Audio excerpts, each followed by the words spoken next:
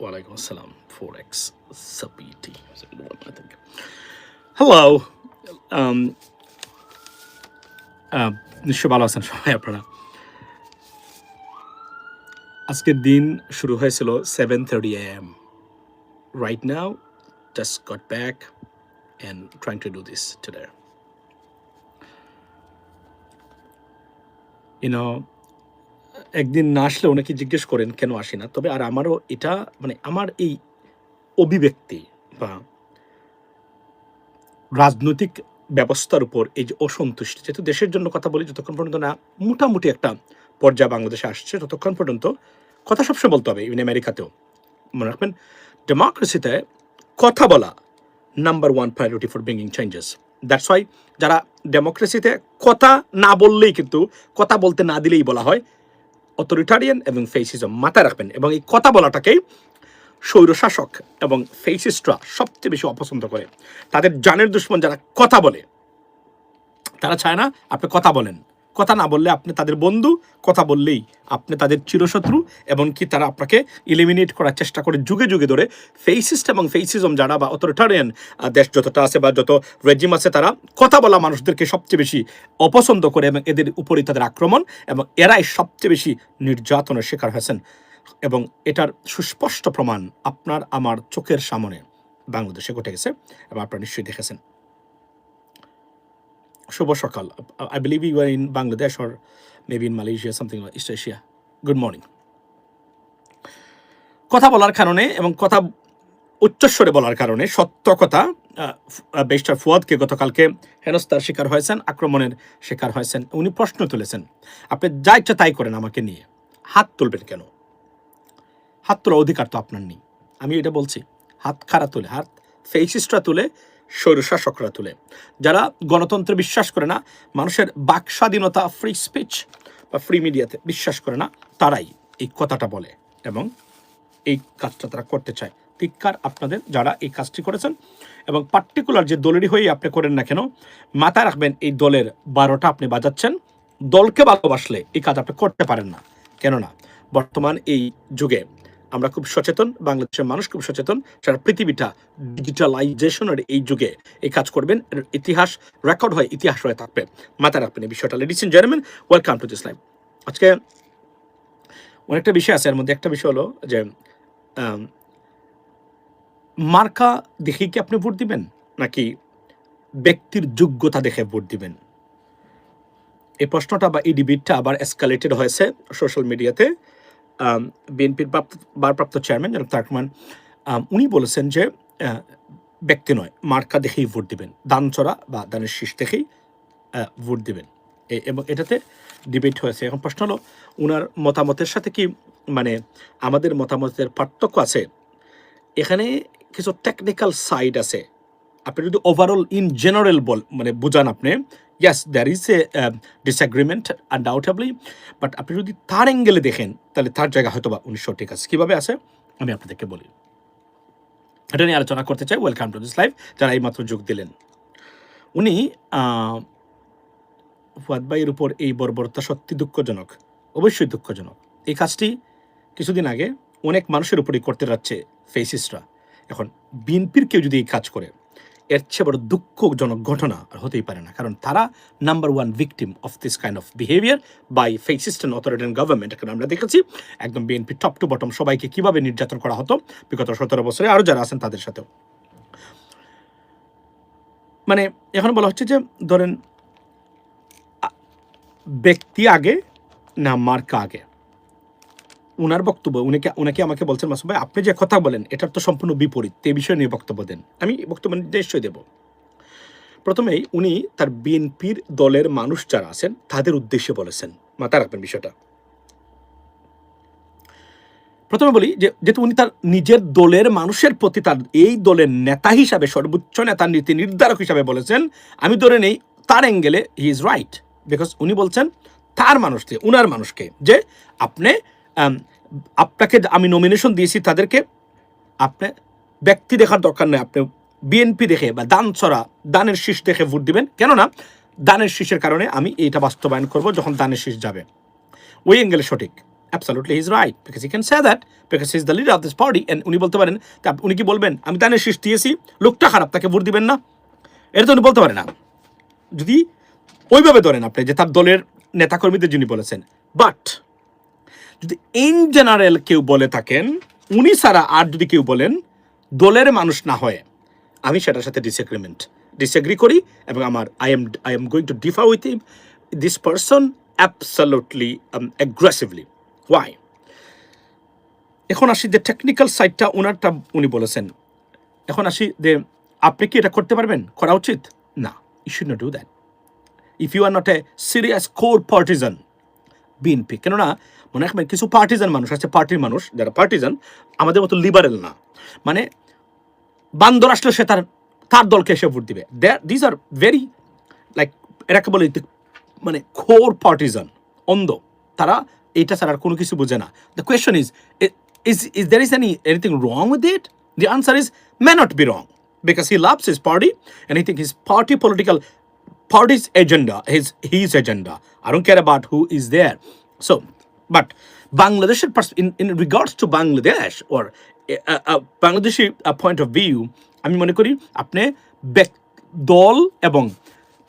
দল এবং মার্কার চেয়ে আপনাকে ব্যক্তিকেই প্রাধান্য দিতে হবে যদি না দেন তাহলে দুর্বৃত্তায়িত রাজনৈতিক ব্যবস্থা থেকে উত্তরণের পথ আমি অন্তত আপনার সামনে দেখি না এই মুহূর্তে that is the bottom line একদম ক্লিয়ার এবং ভেরি সিম্পল কেননা আপনাকে বুঝতে হবে 54 বছর পরেও we do not have any আপনার মানে established Democratic system or institutions কেননা এই ইনস্টিটিউশনসগুলোকে তারা বুলুণ্ঠিত করেছেন প্রতি ক্ষেত্রেই যদি দল এর কারণ কি এর মানে হলো দল ঠিক না যদি দল ঠিকই থাকতো তাহলে তারা এটা বাস্তবায়ন করতেন মানে বাংলাদেশে ডেমোক্রেসিকে প্রাতিষ্ঠানিক রূপ দিতেন তারা দেন নাই এর মানে কি এই কারণেই তারা দেন নাই যে সত্যিকার অর্থেই এই দলে যেটা ক্যারি করে তারা সেটা সহায়ক নয় ডেমোক্রেসি বা রুল অফ ল বা আইনের শাসন প্রতিষ্ঠা করার ক্ষেত্রে বা দুর্নীতিমুক্ত একটা দেশকে উপহার দেওয়ার জন্য দেয়ারফর আপনাকে বুঝতে হবে এই যেহেতু বাংলাদেশের এই অবস্থা সেই অবস্থায় যদি পরিবর্তন আপনাকে করতে হয় তাহলে আপনাকে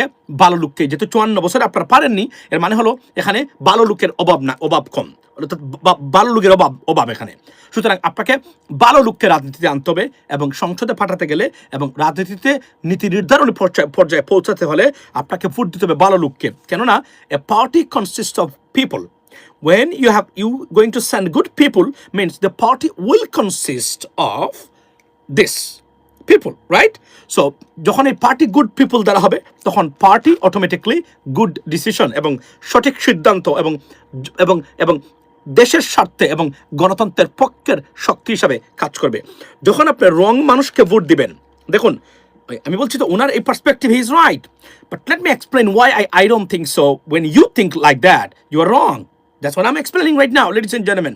আমি আবার বলছি a party consists of individuals, members, MPs, ministers, secretaries, something like that. এই পার্টি যখন আপনি ধরেন 100 জন মানুষ দ্বারা একটা পার্টি গঠিত নীতি নির্ধারক দ্বারা এই মানে পার্টি চালাবে এবং this party will form the government. They're in charge of the government somehow. যদি এই পার্টিতে 80% মানুষ ভুল মানুষ থাকে রং অযোগ্য অপদার্থ মানুষ থাকে I can bet on that the decision will come out of this party on the government everything will be wrong bad decision why because vast majority people right now who are think tanks or in a decision making position they cannot bring something good out of their decision because they're the wrong people আমি আপনাকে এটা বোঝাতে চাই যে আপনি কি গাদার বাচ্চার কাছ থেকে আপনি কি গুড়ার বাচ্চার বা গুড়ার মানে গাদার বাচ্চার কাছ থেকে কি গুড়ার বাচ্চা আশা করবেন আপনি আমায় বলেন আমি এটা আপনাদের কাছে জানতে চাই এবং আপনি কি গাদার কাছ থেকে গুড়ার দৌড় আশা করতে পারেন করা উচিত তাহলে এখন আপনি যদি বলেন যে সমস্যা নাই আমি গাদা আমার এই জায়গাতে গাদাকে দিবেন আমি বলেছি আমি গাদাকে দিয়ে গুড়ার কাজ করাতে পারবো the answer is you cannot do that it didn't happen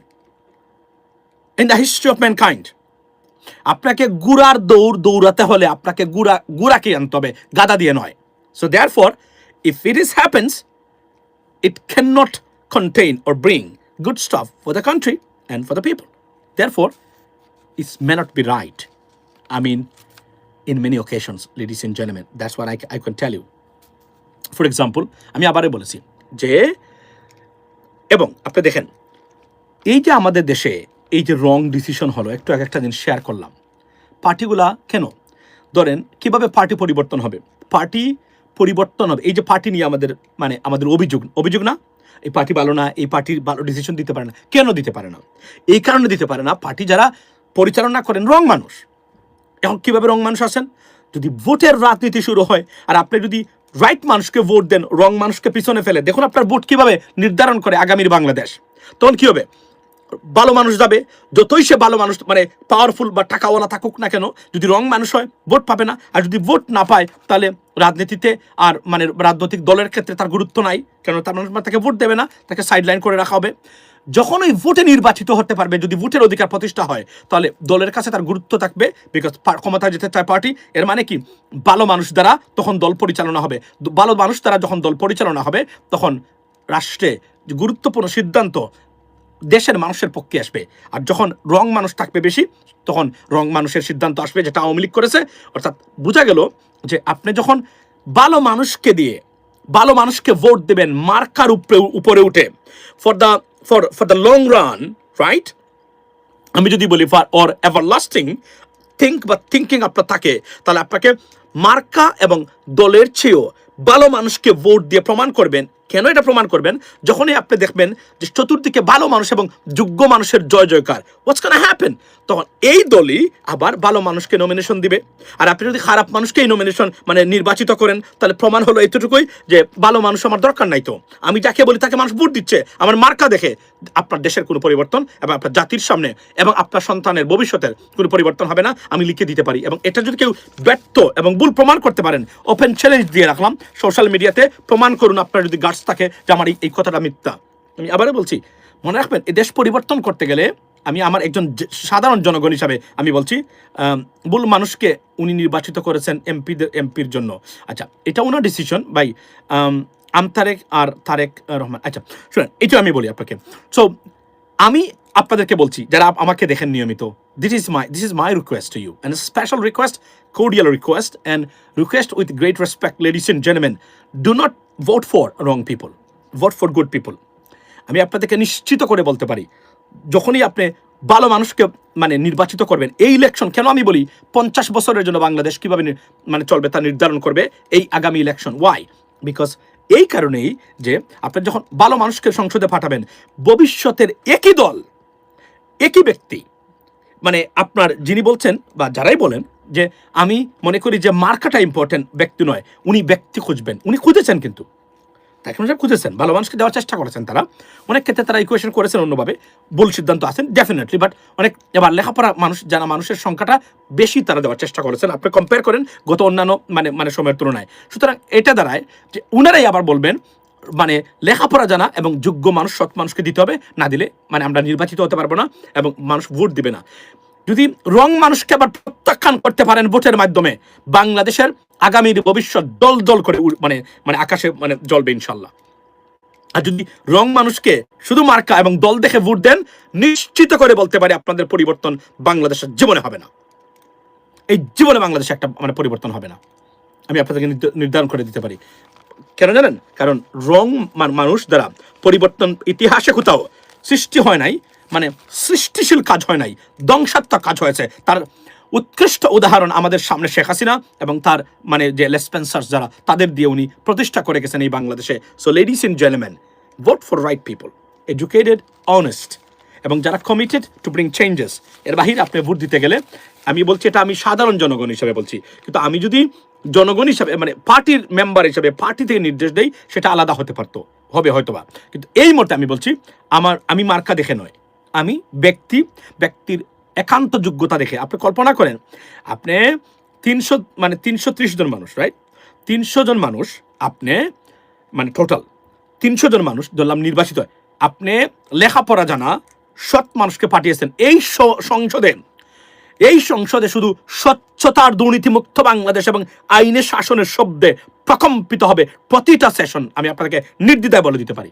আর যদি আপনি রং মানুষদেরকে সংসদে পাঠান, তাহলে প্রতিদিন শুনবেন এই ট্যাক্স ফাঁকি, ওই লোন, ওই প্রোগ্রাম অর্থাৎ দেশের মানুষের স্বার্থের চেয়ে তাদের ব্যক্তির স্বার্থ, এই যে দুর্নীতিগ্রস্ত তার স্বার্থটাই প্রাধান্য পাবে সংসদে, এর বাহিরে আর কোনো কিছু হবে না, আমি নির্দ্বিধায় এবং নিশ্চিত করে বলতে পারি। সুতরাং এখানে আমার সাথে আপনার গুণগত পার্থক্য বা মানে মানে আমরা এক ডিসএগ্রিমেন্ট হবে এ বিষয়ে কোনো সন্দেহ নাই। এবং পৃথিবীতে যত পরিবর্তন সাধিত হয়েছে সেখানে গুড মানুষ দ্বারা এবং ভালো মানুষ দ্বারা মানে এই রাষ্ট্র ব্যবস্থায় পরিবর্তন হয়েছে।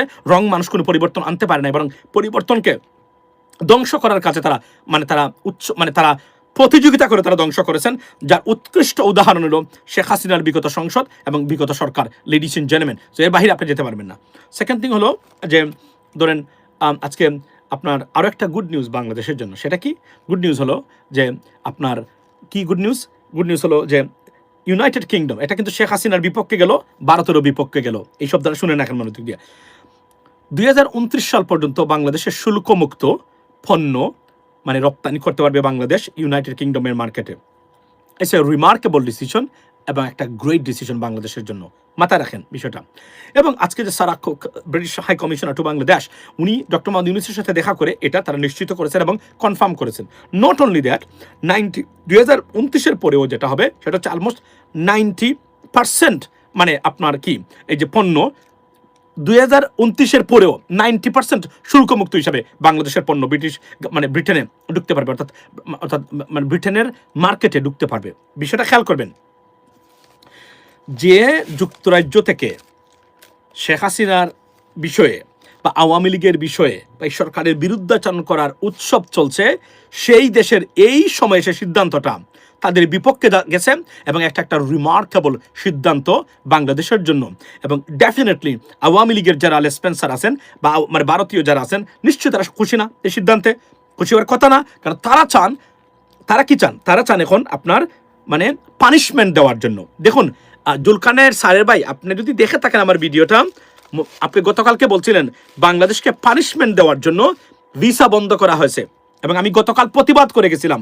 কারণ আমি মনে রাখবেন এই Britain is in my heart too, because আমি এই দেশের বলতে গেলে আমার একটা যৌবনের শ্রেষ্ঠ সময় আমি পার করেছি এই দেশে, পড়ালেখা করেছি সেখানে, প্লাস আমার মানে যেদিকে তাকাই প্রতি স্টেপে আমার মানুষ আছে এখানে, এটা আমার স্বাভাবিকভাবে আমার মানুষ বলতে আত্মীয় স্বজনদের কথা বলছি, বন্ধু বান্ধব পাড়া প্রতিবেশী যারা আছেন সবাই আপনি, এবং এই দেশ সম্বন্ধে খুব ভালো করে আমি জানি এই যে আপনি বলছেন যে আমরা গতকালকে এটা একটা প্রপাগান্ডা যে মানে পাকিস্তান এবং মানে বাংলাদেশের জন্য স্টুডেন্ট ভিসা বন্ধ, এটা কিন্তু প্রপাগান্ডা। যারা এটা প্রচার করতেছেন এটা প্রপাগান্ডা, এটা এই সরকারের বিরুদ্ধে এবং বাংলাদেশের বিরুদ্ধে প্রপাগান্ডা করতেছেন এরা, যদিও তারা নিজেদেরকে অনেক শিক্ষিত মনে করেন, in fact they are not, but তারা মনে করেন। আমি গতকালকে বলছিলাম সবচেয়ে বেশি স্টুডেন্ট ভিসা অ্যাবিউজ করেছে পাকিস্তান এবং বাংলাদেশ, অনেক আগে বন্ধ হওয়া উচিত ছিল, মানে অনেস্টলি স্পিকিং এতদিন যে হয় নাই এটাই আমি শুকরিয়া আদায় করি।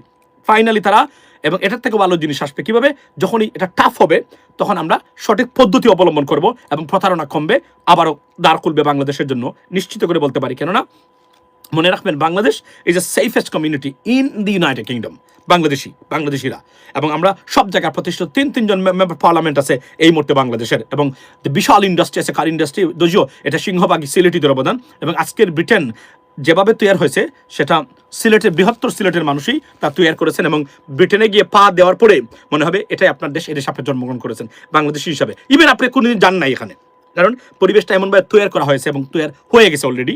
আর যারা সিলেটি আছেন তারা আর ক্লোজ মনে করেন, কেননা তারা সেখানে পা দিয়েই দেখেন তার ভাই, তার বোন, তার মা, তার বাবা, তার বাতিজা, তার নেইবার্স, তার classmates, this how it is ladies and gentleman. তো আমি আপনাদেরকে বলি এটা হচ্ছে প্রপাগান্ডা, এবং প্রপাগান্ডার উদ্দেশ্য হিসাবে এটা প্রচার করা হয়েছে। আমি গতকালকে কিন্তু প্রতিবাদ করে গেছিলাম, আজকে তার সুস্পষ্ট প্রমাণ। এখন মানে জুলকারনাইন সাহের ভাইকে গিয়ে কেউ জিজ্ঞেস করেন গতকালকে আপনি এটা বলেছিলেন যে স্টুডেন্ট ভিসা পাকিস্তানের সাথে বন্ধ করে থাকে because they don't like the Bangladeshi government, Islamic শক্তি আসছে এই সেই আজিবাজি। তাহলে এই ডিসিশনটা কিভাবে আসলো? এটা তো এর চেয়েও বড় ডিসিশন, রাইট? বিলিয়নস অফ ডলারের মানে আপনার রপ্তানি করবো সেখানে এবং শুল্কমুক্ত, কিভাবে এটা আমাদের বাজারকে আরো বেশি মানে সুপ্রতিষ্ঠিত করবে, ডাইভার্সিফিকেশন হবে এখানে, এটা কি মানে ক্যান ইউ ইমাজিন দ্যাট? সুতরাং অনুরোধ করবো আপনারা, আই আন্ডারস্ট্যান্ড আপনারা অনেকের ভিতরে বামপন্থী শক্তি, বামপন্থী মানে জিন আছে, আপনারা you don't like that, right? So আপনারা চান সবসময় দুর্নীতিগ্রস্ত সমাজ ব্যবস্থা বাংলাদেশে এবং সরকার ব্যবস্থা থাকুক, আর আপনারা নিজেদেরকে প্রতিষ্ঠা করেন। প্লিজ এখান থেকে refrain yourself to spread propagandist news. অন্ততপক্ষে আমি আপনাদেরকে বলবো, এখন আজকের প্রমাণ হলো গতকালকে নিউজটা বাজে, এবং আমি দেখেন how much accurate I am, just think about that ladies and gentleman. আপনারা যে আমার দেখেন যারা এবং আমাকে ট্রাস্ট করেন এবং আমার ভিডিও দেখেন, আমি আসলেই আপনারা লেখাপড়া করা মানুষ এবং লেখাপড়া করা না হলেও জ্ঞানের দিক থেকে শিক্ষিত মানুষ, না হলে আমাকে দেখার কথা না, রাইট? এটা অগুসালো মানুষ এখানে সোশ্যাল মিডিয়াতে। কিন্তু আপনি কল্পনা করেন যে যে কথাটা আমি বলেছিলাম সেই কথাটা দেখেন, কথাটা দেখেন একের পর এক আমি যেগুলো বলি সোশ্যাল মিডিয়াতে এখন পর্যন্ত কেন রং যায় না। বলছিলাম না নির্বাচন হবে, কেউ ফেরাতে পারবে না। একটি কন্ডিশন আছে, নির্বাচন পিছনে যেতে পারে। এই কন্ডিশন না হলে নির্বাচন এই সরকার দিবে এবং দে কমিটেড। এবং আমি জানি জেনেই বলছিলাম নির্বাচন হচ্ছে, সবাই বলছে নির্বাচন হবে না, না কোনো সম্ভাবনা দেখি না নির্বাচনের। ইউনো, এই দেখেন তারা কতটা wrong assessment in terms of political অ্যাসেসমেন্টে, এবং এর সাথে প্রমাণ হলো নির্বাচন বাংলাদেশে হচ্ছে। Astonishing, absolutely. এবং এই দেখেন এই যে আমি বলছিলাম যে এটা সরকারের উপরে তারা বোঝাতে চেষ্টা করেছেন, যারা এটা শেয়ার করেছেন, মানে বাংলা সরকারের উপর খুবই ক্ষুব্ধ, আওয়ামী লীগের পক্ষে যায়। এটা স্টুপিড, এটা ননসেন্স। আমি বলছিলাম না এরা রাজনীতির চাইল্ড এখন পর্যন্ত, যদিও তারা নিজেদেরকে পণ্ডিত মনে করেন রাজনৈতিক মানে অ্যাসেসমেন্টে, বাট আমি বলছিলাম চাইল্ড। প্রমাণ হলো আজকে their child to the political system and affairs, not only national but international too, because এটা প্রমাণ করেছে ব্রিটিশ গভর্নমেন্ট আজকে। আমি বলছিলাম it's not going to happen. Why? Because বাংলাদেশের সাথে যে সম্পর্ক, যে প্রতিষ্ঠিত বাংলাদেশ মানে ব্রিটেনের মাটিতে, আনবিলিভেবল। ওইটা আপনি কল্পনা করতে পারবেন না, কারণ এটা আমি জানি। আমি বলছি আমি বৃহত্ত সিলেটের মানুষ এবং আমি এখানে আমি বছরের পর বছর থেকেছি, পড়ালেখা মেইন স্ট্রিমটাকেই আমি ফলো করতাম সবসময়। এই জন্য আমি আমাকে এত সহজে বাংলাদেশি কোনো সমিতিতে যে মানে মিছিলে মিটিংয়ে সমিতি পাবেন না আপনি, আমি যাই না এগুলোতে, একদম নিষিদ্ধ আমার এগুলো। আমি I don't like that, because এখানে যাওয়ার পরে একদিন গেছিলাম, ভুল ইতিহাস বলেছে 1 ঘন্টা শুনেছি, এগুলা প্রতিবাদ করে নেই, কারণ একটা সভা সমিতি গিয়ে এটা প্রতিবাদ করার জন্য যাইনি, একটা পরিবেশ environment. So has a stuff গেল একটা। So it's a great news ladies and gentleman বাংলাদেশের জন্য। এবং মানে এত কিছু প্রচার প্রপাগান্ডা এবং টিলিপ সিদ্দিকির ইস্যু নেওয়ার পরেও here is the stuff ladies and gentleman, it should be charmed, it should be, I mean honestly speaking, আমি যদি বলি feel very good. Why? Because দেখেন আমি তো মনে করেছিলাম বা আমরা অনেকে সন্দেহান ছিলাম যে টিলিপ সিদ্দিকি কেন্দ্রিক বড় ধরনের কোনো ঘটনা ঘটতে পারে বাংলাদেশের সাথে, মানে পানিশমেন্ট দিতে পারে ব্রিটিশ গভর্নমেন্ট যেহেতু। কিন্তু দেখেন এটা যে সত্যিকার অর্থে ইট didn't work and completely went against Tulip Siddiqui and Awami League's propaganda, because এটা প্রমাণ করেছে এই কাজটা কতটা রিমার্কেবল। মাসুম ভাই, যদি শফিক রহমান বলে দাড়িপাল্লা মার্কা দেখে ভোট দেবেন, তাহলে কি বলতেন একটু বলবেন? আমি আবার বলছি, আমি দাড়িপাল্লাকে আমি দেখি না, আমি সৎ এবং যোগ্য মানুষ দেখি। এটা আমার স্লোগান, কিন্তু মাথায় রাখবেন, ইউ হ্যাভ টু আন্ডারস্ট্যান্ড, সৎ, যোগ্য, কমিটেড, হু মানে অন্ততপক্ষে সৎভাবে এবং রাজনীতি বুঝে লেখাপড়া করা মানুষ, আমি এদেরকে প্রমোট করে থাকি। কারণ আমি মনে করি না, it is widely believed, well established, রাজনীতিতে when you is a member of parliament or a minister or in the government, you need education. Bye, please don't misunderstand me, don't take me otherwise. লেখাপড়ার বাইরে আপনি এই জায়গাতে মানে সফলতা পাবেন না আপনি, ইট ইজ ইম্পসিবল। বাংলাদেশে মনে করা হয় রাজনীতিবিদ এই সেই, no, you can not do that. Exception কিছু মানুষ আছে কম লেখাপড়া হতে পারে, কিন্তু রাজনৈতিক জ্ঞান বা পরিধি মানে অন্যভাবে পড়ালেখা করেছে, প্রাতিষ্ঠানিক শিক্ষা নাই হয়তো কম একটু, কিন্তু এরা নিজেকে রাজনৈতিক দীক্ষিত করেছে। বিভিন্ন দেশের কম্প্যারিজন বা কম্পেয়ার করার ক্ষমতা তাদেরকে আল্লাহ দিয়েছে। এদের ক্ষেত্র ছাড়া আমি মনে করি না এখানে it's not possible, because you have to understand stuff and you need to read. আপনি জাতিসংঘের জাতীয় সংসদের কার্যপ্রণালী বিধি বিল তৈরি করা, বিলের জন্য প্রস্তাব করা, এটাকে এক্সপ্লেইন করা, কম্প্যারিজন করা, এই জন্য education, you need education, you cannot do that without having education. Sorry to say that, you need it. এবং সৎ এবং অ্যাবাভ অল, শুধু এডুকেশন নয়, রাজনীতিবিদ হতে গেলে রাজনৈতিক গাটস থাকতে হবে। You have to understand politics, you know, human abroad, international পলিটিক্সও জানতে হবে আপনাকে।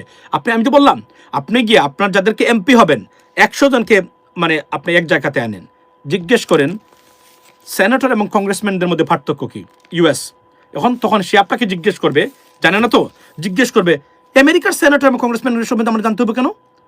আপনি কি আমেরিকার দালাল? ওটাই বলবে, কিন্তু এটা আমি জানি, জিজ্ঞেস করে দেখেন, এটাই বলবে আপনাকে, এবং এটা আমি জানি, এটাই বলবে। সে জানে না এটার অর্থটা কি, এটা কেন জানতে হবে, আমার কেন জানা উচিত, রাইট? সো এটা বর্তমানে সবচেয়ে বড় আমাদের রিয়েলিটি বাংলাদেশের জন্য, লেডিস এন্ড জেন্টলম্যান। সো এটা গেল একটা। আর আরও একটা জিনিস আমি আজকে আলোচনা করতে চাই, আমি আসছি আপনাদের পয়েন্টে, যদি কোনো সোজা ভাই গে আচ্ছা স্যারে, এখানে শিক্ষাগত যোগ্যতা বলেননি আপনি, পিনাকি স্যার বলেছেন আপনারা যারা মিডিয়াতে কাজ করতে চান ভালো এবং অনেক ভালো এই জনাব আপনাদেরকে ধন্যবাদ জানাই বা থ্যাংক ইউ সো মাচ। এখানে একটা জিনিস বলি ভাই, আপনি কাদের বা কাজ সৎ করে মনে করছেন কি প্লিজ? এইটা আপনি বারবার কিন্তু একই প্রশ্ন করতেছেন আমার কাছে উত্তর নেওয়ার জন্য, স্পেসিফিক উত্তর। আই আন্ডারস্ট্যান্ড দ্যাট, বাট আমি যা বলেছি, যে দলই হোক না কেন সৎ এবং যোগ্য প্রার্থীকে ভোট দিবেন, এদের জন্য কাজ করবেন, এটা আমি প্রথম কথা। সেকেন্ড থিং আসছে আরেকটা জিনিস দেখেন, এখানে রিসেন্টলি আমি প্রবাসীদের উদ্দেশ্যে আমার দুটো বক্তব্য এখানে আছে। রিসেন্টলি দেখলাম প্রবাসীদেরকে নিয়ে সরকারের বিরুদ্ধে বিভিন্ন ধরনের প্রপাগান্ডা ছড়ানো হচ্ছে, যেগুলা সত্য না এগুলা। কিন্তু এর মানে না, আমার এই কথার অর্থ না যে প্রবাসীদেরকে আসমানে উঠিয়ে দিয়েছেন এই সরকার। নাও, আমরা প্রবাসীরা যা চেয়েছিলাম, সরকার অনেকগুলা বিষয় দ্বারা কাছে যেতে পারেন নাই। এই জন্য আমি আসিফ নজরুল উপদেষ্টা আসিফ নজরুল সাহেবকে আমি দুষ্টিছি, এবং আমি ওনাকে যদি নেক্সট সময় আমার দেখা হয় ওনার সাথে, আমরা এই প্রশ্নগুলো তুলবই ওনার সামনে। আমরা মনে করি যে এখানে আমূল পরিবর্তন, যারা ড্রাস্টিক রিফর্মস দরকার ছিল এই সেক্টরে, এটা আমরা পাইনি। তবে এতটুকু বলি, ওই যে সিম নিবন্ধনের বক্তব্য যেটা বলছেন যে প্রবাসীদের জন্য 2 মাসের বেশি, এটা প্রবাসীদের জন্য না, এটা এমন কিছু মানুষ এখানে জড়িত হয়েছে প্রবাসী কেন্দ্রিক, যারা জানেও না কোনো কিছু, আর সরকারের বিরুদ্ধে অপপ্রচার। ওই যে বললাম, এরা বিভিন্ন দলের সাথে যুক্ত, কিন্তু অতীত ছিল বিভিন্ন দলের দালালেরা। তো এরা কি বলছে, এটা শুধু এটা প্রবাসীদের জন্য না, এটা সব বাংলাদেশিদের জন্য 16 ডিসেম্বর থেকে আপনাকে এটাকে রেজিস্ট্রেশন করতে হবে। So what? কেন? তাহলে সমস্যা কোন জায়গাতে? আমি তো বুঝি না। এটাতে আপনার সমস্যা কোন জায়গায়? করলে কি সমস্যা? কে বলেছে এটা সমস্যা আপনাকে? এটা কে বললো? সমস্যা কেন? আমি গেলে তো আমি করবো, আমার কি কোনো সমস্যা হবে? এই যে হুমকি দামকি যেভাবে এখন সাইবার ক্রাইম হচ্ছে, বর্তমানে ভয়ঙ্কর সাইবার ক্রাইম হচ্ছে বাংলাদেশে, এটার জন্য এটা দরকার, এটাকে আমি সমর্থন করি। সেকেন্ড থিং বলছেন সরকারের ক্ষেত্রে, আমি আপনাকে মনোযোগ দিয়া এই অংশটা, প্রবাসী যারা আছেন মনোযোগ দিয়ে দেখবেন। আমি জানি আপনারা প্রবাসীরা আছেন, বিশেষ করে মধ্যপ্রাচ্যের। আমি প্রবাসীদের জন্য কাজ করি, এবং আপনি মনে রাখবেন, প্রবাসী কেন্দ্রিক যত রিফর্মসের কথা উঠছে, I was the person who raised this 8 years ago. আমি একটা সংগঠনও করেছিলাম, রেমিটেন্স ফাইন্যান্স অফ বাংলাদেশ করেছিলাম না, এখনো আছে। এটা কার্যক্রম আমরা আরো গতিবৃদ্ধি করার জন্য বদ্ধপরিকর, যে কোনভাবে হোক না কেন। আমি আপনাকে বলি, এই যে যত কথাবার্তা প্রবাসী কেন্দ্রিক, এগুলা কেউ বলে নাই, দেখাতে পারবে না 5 বছর আগে কেউ এগুলা উচ্চারণ করেছে। আমি বলেছি, আমি তুলেছিলাম, এগুলো আজকে আকাশে বাতাসে প্রতি শব্দ উঠতেছে। প্রথম কথা হলো যে আপনি ধরেন রেজিস্ট্রেশনের বিষয়ে কোনো কথাই হতে পারে না, এটা কোনো শব্দই এখানে আমরা কথা বলা উচিত না প্রবাসী দ্বারা। কিন্তু কে আপনাদেরকে মাথার মধ্যে এটা এই বিষটা ঢুকিয়ে দিয়েছে? এবং রেমিটেন্স শাটডাউন এটা আমরা সকলে মিলে স্বৈরাচার সরকারের আমলে আমরা করেছিলাম। উঠেই রেমিটেন্স শাটডাউন, এক্সট্রিম সিনারিও ছাড়া এই পদক্ষেপ কেউ নেবেন না। আপনারা রেমিটেন্স শাটডাউনের ঘোষণা দিয়েছেন, রেমিটেন্স আর বেশি গেছে আপনাদের এই সময় এখন। তাহলে আপনারা ফালতু বললেন না? প্রবাসীদের একটা ইজ্জত আছে, এটা ক্ষুণ্ণ করবেন না, মর্যাদা ক্ষুণ্ণ করবেন না। দেব আমরা, আমাদের একটা অস্ত্র। তবে আমরা এটা বাংলাদেশের সার্বিক পরিবর্তনে আমরা কাজে লাগাবো। যা উঠেই remittance shutdown, it's not gonna work. কারণ এটার একটা অর্থ আছে এবং সময় আছে, মোমেন্টাম আছে। উঠেই আপনার এটা পাগলামি। সেকেন্ড থিং হলো, আগে প্রতিবাদ করবেন। আমরা প্রতিবাদ করি নাই শেখ হাসিনার সময়, আমরা বছর পর বছর প্রবাসীরা প্রতিবাদ করেছি। কারণ আপনাদের সিরিয়াস অবদান কিন্তু এখানে এই ফেসিজমের কে পরিবর্তনের ক্ষেত্রে।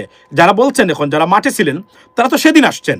কিন্তু আমরা যারা আন্দোলন শুরু করেছিলাম প্রবাস থেকে বসে, তখন তাদের ফেসবুকও ছিল না, যারা মাঠে ছিলেন বর্তমানে, যারা জুলাই যোদ্ধা, যারা অন দ্য গ্রাউন্ডে ছিলেন, অনেকের অ্যাকাউন্টই ছিল না তারা। সত্য কথা। এখন শুনেন, আপনাদের অবদান অস্বীকার করার নাই, কিন্তু এই অবদানকে কোনো ব্যক্তি যেন কখনোই আপনার এই অ্যাবিউজ না করতে পারে বা মিসইউজ না করতে পারবে, সচেতন রাখতে হবে। প্রথম কথা হলো, সরকার বলছেন যে শেখ হাসিনা একটি ফোনের কথা বলছিল, শেখ হাসিনা থাকতে আমরা প্রতিবাদ করতাম। এই সরকার তারা দিয়েছেন 2টা ফোন দিয়েছেন, আপনি নিতে পারবেন। কিন্তু আমি মনে করি 2টা নয়। ওই ক্ষেত্রে আমার এখন পর্যন্ত বিটিআরসি, মনে রাখবেন বিটিআরসিতে দালাল আছে, বাংলাদেশের ফোন মার্কেটের যারা আছে, তারা করে কি, তারা যেটা করে, তারা এদের সাথে যোগাযোগ করে টাকা পয়সা দিয়ে এই আইন আনে যেন মানুষ বাংলাদেশ থেকে গিয়ে ফোন কিনে। মনে রাখবেন, এবং যেহেতু বৃহত্তর পরিসরে প্রবাসীর আমরা আছি, আমরা ফোন কিনি, সুতরাং এটা যুগসাজশ এবং সিন্ডিকেটের ফল বলে আমি মনে করি।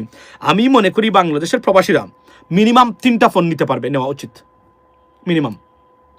যে পরিমাণ কন্ট্রিবিউশনস এই দেশকে আমরা টিকিয়ে রেখেছি এবং এই দেশ টিকে আছে প্রবাসীদের জন্য, সেই ক্ষেত্রে 2টা ফোন এবং প্রবাসীদের জন্য এই নিয়ম হতেই পারে না, এটা অনুচিত বলে আমি মনে করি। এবং এই ক্ষেত্রে আমার ডেফিনেটলি আমি ডিসএগ্রি করি গভর্নমেন্টের সাথে, এবং এটা আলোচনা করতে পারি, যেহেতু আমাদের we have access to the government, right? Officials যারা নীতি নির্ধারক আছেন, আমরা তাদেরকে বলবো, আমরা তারা বলতে পারি এটা। কিন্তু অযথা আননেসেসারি এমন কিছু মানুষের ষড়যন্ত্রে, প্রপাগান্ডায় পা দিবেন না যা আমার আপনার বিরুদ্ধে যায়। মনে রাখবেন, এই গভর্নমেন্ট আমাদের। প্রতিবাদ করতে হবে, অনেক জিনিস হয় নাই। আমরা আমূল পরিবর্তন চাইছিলাম, ড্রাস্টিক রিফর্মস প্রবাসীদের ক্ষেত্রে, বিদেশের সার্ভিস গ্রহণের ক্ষেত্রে থেকে শুরু করে প্রতিটা ক্ষেত্রে। তারা অবশ্যই আমরা ধন্যবাদ দিই, আমাদেরকে তারা ভোটাধিকার দিয়েছেন বা আমাদের ভোটাধিকারের জন্য তারা চেষ্টা করেছেন এই সরকারকে এবং আপনার এই নির্বাচন কমিশনকে আমরা এটা দিই আপনার। সো আমি এতটুকু মনে করি। এরপরে ধরেন আরো অন্যান্য বিষয় আছে, ধরেন লাগেজ কাটা এখনো বন্ধ হয় নাই, মানে এয়ারপোর্টের মানে বিভিন্ন ধরনের মানে আপনার হয়রানির শিকার হচ্ছেন, এগুলো আমূল পরিবর্তন আসে নাই, যেটা আমরা আশা করেছিলাম এই সরকারের আমলে। সুতরাং এই জায়গাতে আমাদের কথা আছে এবং যিনি উপদেষ্টা আছেন প্রবাসী কল্যাণ থেকে শুরু করে যারা আছেন, আমরা তাদেরকে দুষছি এবং তাদেরকে দায়ী করব এবং অনতি বিলম্বে এটার চিরতরে সমাধান করার জন্য আমরা এই সরকারকে অনুরোধ জানাচ্ছি এবং সরকারের সংশ্লিষ্ট যারা আছেন। এই একটা ছাড়া বাকি যে দুইটা, এ বিষয়ে কোনো কথাই বলা যাবে না। তবে মোবাইলের ক্ষেত্রে ডেফিনেটলি প্রবাসীরা কথা বলা উচিত এবং আমি মনে করি এটা ওইভাবে না, সুন্দরভাবে আমরা উপস্থাপনা করতে হবে গভর্নমেন্টের কাছে। লিসেন, মানে আপনারা শেখ হাসিনার সরকারের সময় যেভাবে ছিল এভাবেই রেখে দিয়েছেন। বিশেষ করে এয়ারপোর্ট ব্যবস্থাপনার ক্ষেত্রে আমরা এখনও দেখছি না 100% কোনো পরিবর্তন এখানে চলে আসছে, বিন্দুমাত্র নাই। তারা বলছেন থার্ড টার্মিনাল হলেই লাগেজ হ্যান্ডেলিংটা বিদেশিরা যখন পরিচালনা করবে আমূল পরিবর্তন হয়ে যাবে আমি মনে করি, এবং এটা অনতিবিলম্বে কাজ শেষ করে এরা মানে এটা মানে উদ্বোধন করা দরকার বলে আমি মনে করি এই সরকারের। তখন আমরা অন্ততপক্ষে যেহেতু বিদেশিরা লাগেজ হ্যান্ডেলিংটা করবে, যেটা আমরা বলে আসছি, তাহলে অন্ততপক্ষে আমরা এখান থেকে এই হয়রানি থেকে আমরা মানে মুক্তি পাবো। আর অন্যান্য ক্ষেত্রে প্রবাসীদের ক্ষেত্রে সবচেয়ে বড় প্রায়োরিটি দেওয়া উচিত ছিল, যেগুলো তারা বলেছেন তারা দিচ্ছেন, তারা দিবেন, কিন্তু আমরা আশানুরূপ পরিবর্তন এই সেক্টরে আমরা যেভাবে আশা করেছিলাম ড্রাস্টিক রিফর্মস আমরা সেটা পাই নাই। এটা সরকারকে আমরা অনুরোধ করবো, সরকার যেন অনতিবিলম্বে এই কাজটি করেন। আচ্ছা, so this is what it is ladies and gentleman. এবং আবারও একটা জিনিস বলে রাখি যে প্রপাগান্ডায় কান দিবেন না, আগে জানবেন, প্রতিবাদ করবেন, উঠি যে কোন সিদ্ধান্ত নিতে যাবেন না, এতটুকু আমি আপনাদেরকে বলি। এবং আমরা আশা করি ভবিষ্যতে সরকার যারা যাবেন তারা ভালো মানুষ এই সেক্টরে দিবেন এবং এটা পরিবর্তন হবে লেডিস এন্ড জেন্টলম্যান। আর আমি আপনাদেরকে বলি, আজকে প্রবাসী যারা আছেন, আমি এই বিষয়টা আমার নজরে এসেছে গুরুত্বপূর্ণভাবে। আমি দেখি কাকে আনা যায়, কার সাথে কথা বলা যায় directly. There are many access, definitely we can, let's see how I can avail this opportunity, definitely. মনে রাখবেন, আবারও বলছি প্রবাসীদের উদ্দেশ্যে, আপনারা এই দেশকে খাওয়ান, আপনারা এই দেশকে পড়ান। এই দেশ যদি আপনারা না থাকেন, বাংলাদেশ একটা ভিক্ষার জুলি হবে, মানে ভিক্ষুকের জুলির মতো হবে। আমি এটা মাথায় রাখবেন আপনারা। কারণ সুতরাং আপনাদের অধিকার নিয়ে কোনো আইন কানুন ওই অর্থে, তবে এতটুকু বলে রাখি, আনলিমিটেড করে দিলে বাংলাদেশের যে মার্কেট আছে এটার মানে, এবং মানে এটা যেটাকে আমরা বলি যে এখানে প্রতারণার সুযোগ আসবে। দেখবেন যে এক একটা করে 3টা-4টা করে মোবাইল দিচ্ছে অবৈধভাবে, ট্যাক্স না দিয়ে মানে মোবাইল ঢুকবে বাংলাদেশে, মার্কেটটাকে একদম সয়লাভ করে যাবে, কেননা দুর্নীতিগ্রস্ত মানুষের অভাব নাই এই জায়গাতে। সুতরাং আমি মনে করি এটা আমাদেরকে so that's what it is. Let's talk about Begum Khaleda Zia. Begum Khaleda Zia still under treatment. আমরা তার মানে রোগ মুক্তি কামনা করি এবং আশা করি উনি সুস্থ হয়ে আমাদের মধ্যে ফিরে আসবেন, এটা আমরা জানি। তবে আমরা আশা করি মানে বিএনপি যারা নীতি নির্ধারক তারা এটাকে সুস্পষ্ট করবেন, কারণ এটা নিয়ে লুকোচুরি করার কোনো দরকার নেই। লুকোচুরি করলে এটা বিএনপির বিপক্ষেই যাবে, কারণ বেগম খালেদা জিয়া দলমত ধর্ম বর্ণ সবার উপরে এখন এই মুহূর্তে, মানে একজন ব্যক্তি হিসাবে সবার ইমোশন আছে তার জন্য ডেফিনেটলি, এবং এটাই তার সবচেয়ে বড় মানে প্রাপ্তি রাজনীতির এই শেষ জীবনে এসে, ladies and gentleman. So Masum ভাই, জামায়াত ইসলামে ক্ষমতা আসলে কি ক্ষমতা ধরে রাখতে পারবে, কি মনে হয় আপনি একটু বলবেন? সুন্দর প্রশ্ন করেছেন। জামায়াত ইসলাম ক্ষমতা আসলে ক্ষমতা ধরে রাখতে পারবে কিনা, আপনাকে আমি জিজ্ঞেস করি, জামায়াত ইসলাম ক্ষমতা আসলে ক্ষমতায় মানে ধরে রাখতে পারবে না কেন মনে হয় আপনার কাছে? এটা হচ্ছে ইম্পর্টেন্ট জিনিস। তারপরে যদি আপনার প্রশ্ন হয় যে ধরেন বিএনপি বা আওয়ামী লীগ তারা এক হয়ে গেলেন, জামাতের বিরুদ্ধে তারা আপনার আন্দোলনে নামলেন, এটা হতে পারে। তবে একটা জিনিস মনে রাখবেন, জামাত যদি 6 থেকে 9 মাস যদি ক্ষমতায় যায় এবং টিকে থাকতে পারে, তাহলে বাংলাদেশের মানুষকে আন্দোলনে জামাতের বিরুদ্ধে নামাতে পারবেন না। কেন নামাতে পারবেন না? কারণ মানুষ যদি মানে ভিন্ন মানে বা নতুন কোনো অর্থাৎ সরকারের স্বাদ পায়, বা যেটাকে আমরা বলি শাসনের স্বাদ পায়, সেটা হয়তো গতানুগতিক রাজনীতির বিপক্ষে যেতে পারে। তবে এতটুকু বলে রাখি, কনসার্নটা লেজিটিমেট। ওয়াই? বিকজ মনে রাখবেন, এখানে ভারত আছে যেহেতু, তারা চাইবে না কখনোই এভাবে। আমি সম্পূর্ণ বিরুদ্ধ অবস্থান করি। আমি জামাত বুঝি না, দল বুঝি না। আমি বুঝি আপনি নির্বাচন করবেন, মানুষ যদি ভোট দিয়ে একটা মাংকিকেও নির্বাচিত করে, তার প্রতি আমার রেসপেক্ট থাকতে হবে। গণতান্ত্রিক রাষ্ট্র ব্যবস্থায় এটাই হলো সবচেয়ে বড় সেন্টিমেন্ট এবং আপনার এই ইমপ্রেশন থাকতে হবে। এখানে জামাত গেলেই কি না গেলেই কি আমার জানেন, তারা যদি মানুষের ভোটে ক্ষমতায় আসে, ওয়েলকাম, না যদি আসে সেখানে তারা বিরোধী দল থাকবে, নট এ প্রবলেম, এটাই আমি মনে করি। এবং এখানে মানে এই করেছে সেই করেছে, 54 বছর পরে স্বাধীনতার এসে আমি এটা দ্বারে কাছে নাই। আর যেহেতু আমি একজন রিফর্মিস্ট এবং আই আন্ডারস্ট্যান্ড পলিটিক্স, and আমি a very contemporary man, I always want to see a better Bangladesh, honestly speaking. বা আমি কারো দালালি করি না, বাট আমি ধরেন এই যে এগুলা না যে রাজনীতির বুঝি না, কিন্তু নিজেকে অনেক পণ্ডিত মনে করি রাজনীতিতে। আমি যেহেতু ওই দ্বারা গোষ্ঠীর ভিতরে পড়ি না, আমি মনে করি যে আমি এটাই আমার মানে নির্বাচিত হবে।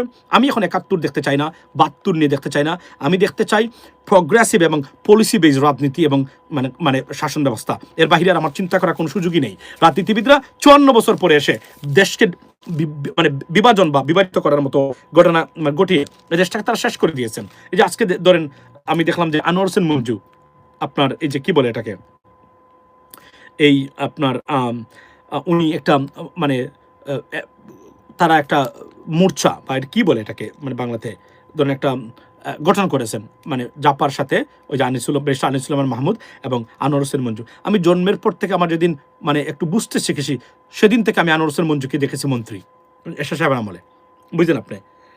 এই বদলুক এখনও আছে রাজনীতিতে। আমি আনোয়ার হোসেন মঞ্জু, আপনাকে আমি এতটুকু বলতে পারি যে আমি অত্যন্ত মানে দুঃখ বারাক্রান্ত হৃদয় নিয়ে বলছি যে আপনার রাজনৈতিক সার্ভিস আমাদের দরকার নেই।